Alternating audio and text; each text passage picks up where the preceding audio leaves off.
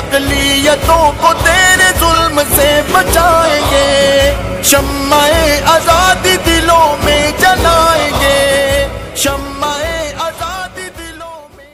السلام علیکم ورحمۃ اللہ وبرکاتہ۔ اردو نیوز انڈیا کے معزز ناظرین و سامعین، آپ کا خیر مقدم میں آپ کے ساتھ احتشام نظامی قاسمی۔ ناظرین، اس وقت کی بڑی اہم خبر لے کر آپ کی خدمت میں حاضر ہوئے ہیں۔ ناظرین کرام، ایک بڑا اہم پیغام مولانا سید ارشد مدنی کی طرف سے پوری قوم کے نام جو آپ کی خدمت میں پیش کرتے ہیں۔ آپ سے مؤدبانہ گزارش ہے کہ آپ اس خبر کو مکمل دیکھیں اور اس کو زیادہ سے زیادہ شیئر کریں۔ ناظرین، پیٹ پر پتھر باندھ کر اپنے بچوں کو اعلیٰ تعلیم دلوائے مسلمان۔ اب ہمیں ایسی اسکولوں کی ضرورت ہے جس میں مذہبی شناخت کے ساتھ ہمارے بچے دنیاوی تعلیم حاصل کر لیں۔ حضرت مولانا سید ارشد مدنی۔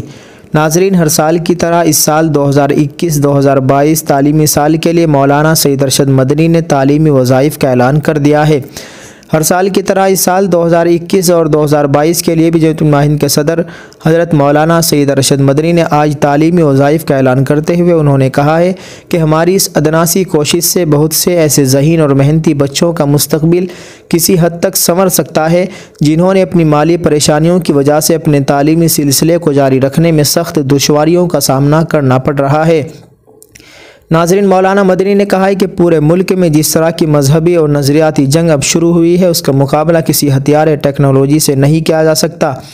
اس جنگ میں سرخروی حاصل کرنے کا واحد راستہ یہ ہے کہ ہم اپنی نئی نسل کو اعلیٰ تعلیم سے مزین کر کے اس لائق بنا دیں کہ وہ اپنے علم اور شعور کے ہتھیار سے اس نظریاتی جنگ میں مخالفین کو شکست سے دوچار کر کے کامیابی اور کامرانی کی وہ منزلیں سر کر لے جن تک ہماری رسائی سیاسی طور پر محدود اور مشکل سے مشکل تر بنا دی گئی ہے۔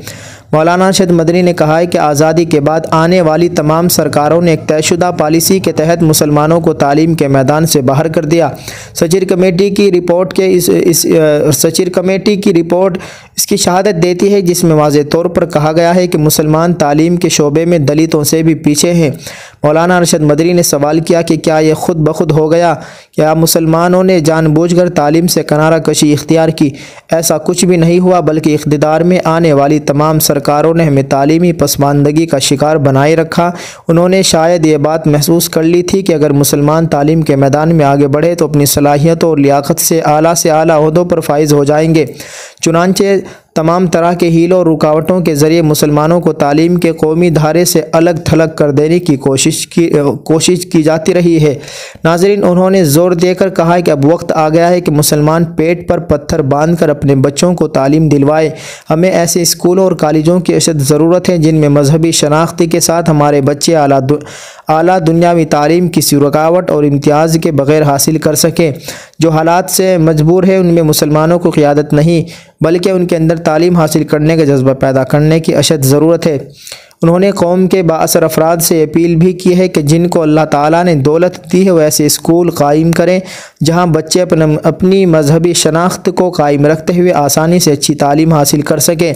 ہر شہر میں چند مسلمان مل کر کالج قائم کر سکتے ہیں۔ انہوں نے کہا ہے کہ بدقسمتی یہ ہے کہ جو ہمارے لیے اس وقت انتہائی اہم ہے، اس جانب ہندوستانی مسلمان بالخصوص شمال ہند کے دولت مند مسلمان توجہ نہیں دے رہے ہیں۔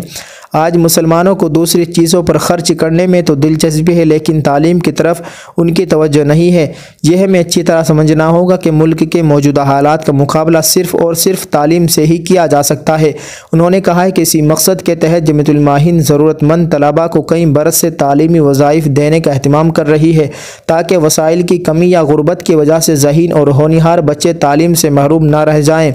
انہوں نے وضاحت کی ہے کہ رواں سال 2021 تا 2022 کے وظیفے کے لیے فارم پر کرنے کی تاریخ 30 جنوری 2021 فارم ویب سائٹ www.jamiyatulmahhind.com سے اپلوڈ کیا جا سکتا ہے۔ ناظرین، انہوں نے مزید وضاحت کی ہے کہ وہ طلباء جو کسی سرکاری یا معروف ادارے سے انجینئرنگ، میڈیکل، ایجوکیشن اور جرنلزم سے متعلق یا کوئی بھی ٹیکنیکل یا پروفیشنل کورس کر رہے ہوں گے اور گزشتہ امتحان میں جنہوں نے کم سے کم 70% نمبر حاصل کیے ہوں وظیفے کے اہل ہوں گے۔ جی ہاں ناظرین کرام، آپ سے گزارش ہے کہ اگر آپ اس فارم کو بھرنا چاہتے ہیں، آپ اس کے مستحق ہیں، تو آپ اس اسکرین پر جو آپ کو نمبر دکھ رہا ہے آپ اس پر کال کر سکتے ہیں۔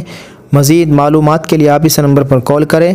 آپ کا شکریہ، اور آپ سے گزارش ہے کہ آپ مولانا ارشد مدنی صاحب کے اس اقدام کو کیسے دیکھتے ہیں، آپ کمنٹ باکس میں ضرور بتلائیں اور اس کو زیادہ سے زیادہ شیئر کریں۔ جزاک اللہ۔ السلام علیکم ورحمۃ اللہ وبرکاتہ۔